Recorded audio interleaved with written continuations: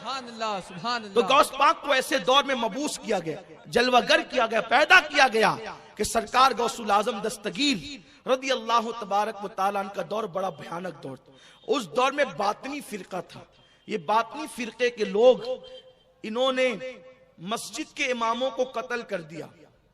جو مسجد کے مسلمان امام تھے مومنین، ان کو قتل کر دیا. اور ان کو قتل کرنے کے بعد یہودی اور عیسائیوں کو ان کی جگہ امام بنایا.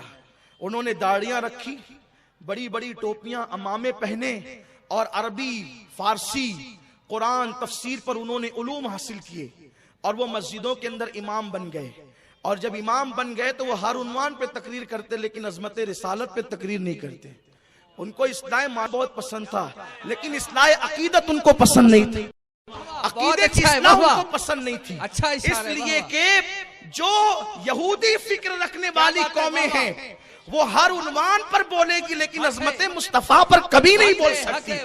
اس لیے کہ یہود و نصارہ کو پتا ہے جس دن مسلمان عظمت رسالت، عظمت صحابہ، عظمت اہل بیت پر آ گیا، اس دن پوری کائنات اس کے قدموں میں زیر ہو جائے گی. اس لیے مسلمانوں کو ہر چیز سے آشنا ہونے دو، لیکن ان کی عقیدے کو آشنا، عقیدے سے ان کو آشنا مت ہونے دو. ان کی عقیدت کو زندہ مت ہونے دو، ان کی عقیدت کو بیدار مت ہونے دو. اس لیے کہ یہ فاقہ کش کہ موت سے ڈرتا نہیں ذرا، روح محمد اس کے بدن سے نکال دو. فکر عرب کو دے کے فرنگی تخیلات اسلام کو حجاز و یمن سے نکال دو. اقبال کہتے ہیں بجھی آگ عشق کی اندھیر ہے، مسلمان نہیں راک کا ڈھیر ہے.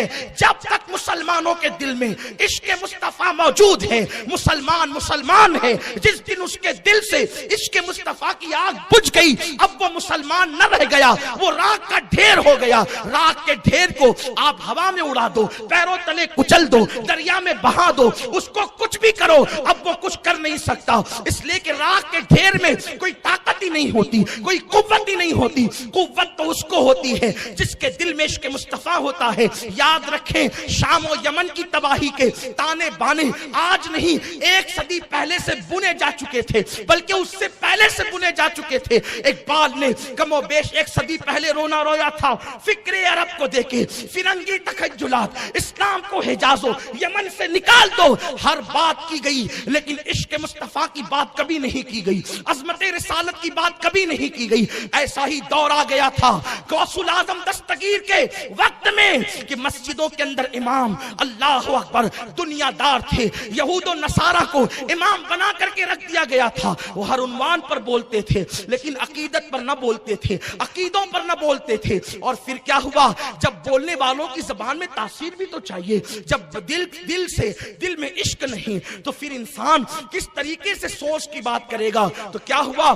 تقریریں تو تھی لیکن روح تقریر نہ تھی. نمازیں تو تھی، روح نماز نہ تھی. روزہ تو تھا، روح روزہ نہ تھا. زکوٰۃ دینے کا ایک تھوڑا سا تصور تو تھا، لیکن روح زکوٰۃ نہ تھی. اس کا مطلب یہ تھا فلسفہ رہ گیا، تلقین غزالی نہ رہی، رہ گیا رسم ازاں، روح بلالی نہ رہی. یہی وقت آ گیا تھا جب دلوں کی دنیا اجڑی ہے. اس وقت صوفیاء کرام جلوہ گر ہوئے ہیں، اور انہوں نے تصوف کا رنگ لوگوں کے دلوں پر چڑھایا ہے اور ان کے اندر انقلاب پیدا کیا ہے. غوث العظم دستگیر کا دور وہ خطرناک دور تھا. ایک مسلمان سیٹ اور مالدار کے گھر میں 800 لڑکیاں گانے والی ہوتی تھی.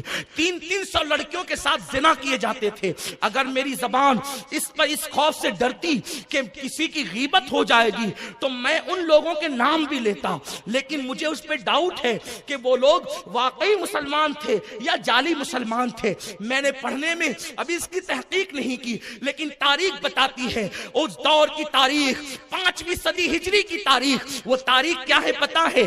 ایک مالدار کے گھر میں 800 لڑکیاں گانے والی، 300 لڑکیوں کے ساتھ زنا. اور وہ لڑکیاں کون ہوتی تھی پتا ہے آپ کو؟ وہ لڑکیاں اللہ اکبر یہودیوں کی بیٹیاں ہوتی تھی، عیسائیوں کی بیٹیاں ہوتی تھی. وہ مسلم بادشاہوں کو پوری رات شراب پلاتی تھی اور وہ گانے میں مصروف رکھتی تھی. اس لیے کہ तबाह होने वाली कौम का अंदाज होता है कि दौलत के नशे में चूर होकर लोग अपने मजहब को पीठ के पीछे डाल देते हैं, लोग अपने मसलक को पीठ के पीछे डाल देते हैं। लोगों को दौलत नजर आती है, लोगों को इक्तिदार नजर आता है, लोग हुस्न में डूब जाते हैं, लोग शराब और शबाब में डूब जाते हैं। जब कोई शराब में डूब जाए फिर उसके दिल में माँ के लिए अजमत नहीं रहती, तो उसके लिए दीन के लिए उसके दिल में क्या अजमत होगी, अपनी औलाद के लिए उसके दिल में क्या अजमत होगी। जो जिना में डूब जाए, जो अल्लाह अकबर शबाब का दिल डाला हो जाए, फिर वो इतना बेगैरत हो जाता है कि फिर वो अपनी बेटी की आबरू से भी बेफिक्र हो जाता है।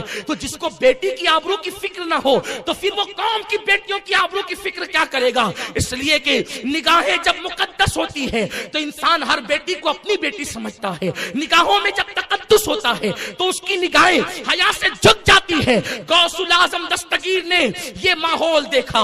800 मालदारों के घरों में गाने वाली औरतें, 300 जिना के लिए बादशाहों के महल में, उनके हरम में 500 यहूदी ईसाई लड़कियां। ये माहौल देखकर सरकार गौसुल आजम दस्तगीर ने उनको तंबीह फरमाई। इससे पहले कि मैं गौस पाक ने जो तसव्वुफ के अंदाज के साथ, सूफियाना लबो लहजे के साथ उन लोगों की इस्लाह की है, उसको बताने से पहले ये बात भी मैं कह दूं, क्या मैं उस दौर की जो तस्वीर खींच रहा हूं तारीख के आईने में, क्या ये हमारे दौर की तस्वीर नहीं है, क्या ये हमारे जमाने की तस्वीर नहीं है।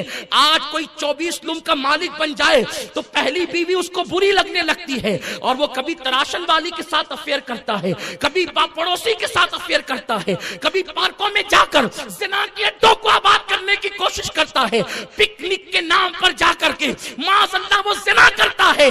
मुसलमानों, तुम्हें गैरत आनी चाहिए। अल्लाह अकबर, मिटने वाली कौम का अंदाज ही होता है। क्या आज तुम ये नहीं कर रहे हो? ये तुम्हारा शहर है, मस्जिदों मीनार का कहलाने वाला शहर। याद रखना, मैं परवाह बोलते वक्त किसी की नहीं करता, यही मेरी सबसे बड़ी खामी हो सकती है आपकी नजरों में, लेकिन मैं आपको बेदार करना चाहता हूं। गुंबदों मीनार के शहर में रहने वालों, शाम में मुसलमानों के लाशों को कफन तक नहीं है। यमन में धुआं उठ रहा है।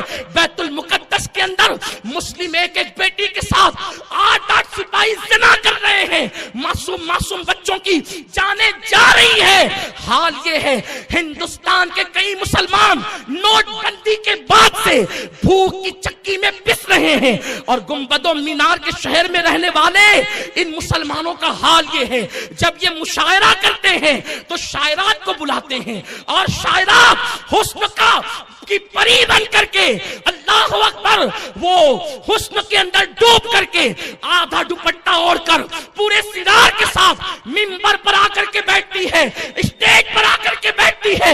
अल्लाह अकबर, मिंबर मुशायरा आप उसको कह सकते हैं। और उसके बाद फिर क्या होता है तुम्हें पता है, बड़े बड़े दाढ़ी वाले हाजी, नमाजी, मौलवी, वो सब उससे लुत्फानंदोज होते हैं। बाज़ाब्ता तौर पर नफसानी ख्वाहिशात को वरगलाने वाले अशआर पढ़े जाते हैं, सीटियां बजती है, तालियां बजती है और फिर वो कुछ होता है जिसको बयान करने से मेरी ज़बान हया खामोश है। मैं तुम्हारा दुश्मन नहीं, नश्तर जो लगाता है वो दुश्मन नहीं होता।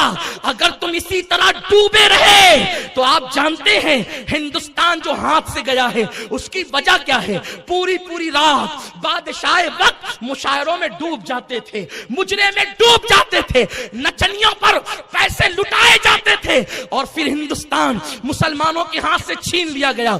अगर तुम्हारी यही रविश रही तो याद रखना, जो शाम में हो रहा है वो हिंदुस्तान में भी हो सकता है, जो यमन में हो रहा है वो हिंदुस्तान में भी हो सकता है। सूफिया की तालीम ये है, सैयदुत ताइफा जुनैद बगदादी कहते हैं, अगर हो सके तो बकरी के थन पर भी नजर बिला वजह न करना, इसलिए कि जो नजरों की हिफाजत नहीं करते अल्लाह उनसे ईमान की लज्जत को छीन लिया करता है। एक मर्तबा सल्लल्लाहु अकबर, हजरत बायजीद से किसी ने पूछा, ए बायजीद, मुझे नमाज में लज्जत नहीं मिलती। इरशाद फरमाया, शायद तूने किसी जानी का चेहरा देख लिया है इसीलिए तुझे नमाज में लज्जत नहीं मिलती। अगर जानी का चेहरा देखो तो नमाज में लज्जत नहीं मिलती। जो पूरी रात इंटरनेट पर जिना के मनाजिर देखते हो उन्हें नमाज में लज्जत कैसे मिल सकती है। जो पूरी रात गवैयों को देखते हो, नंगा नाच देखते हो, उन्हें नमाज में लज्जत कैसे मिल सकती है। इसीलिए तो नमाज पढ़ना भारी हो गई।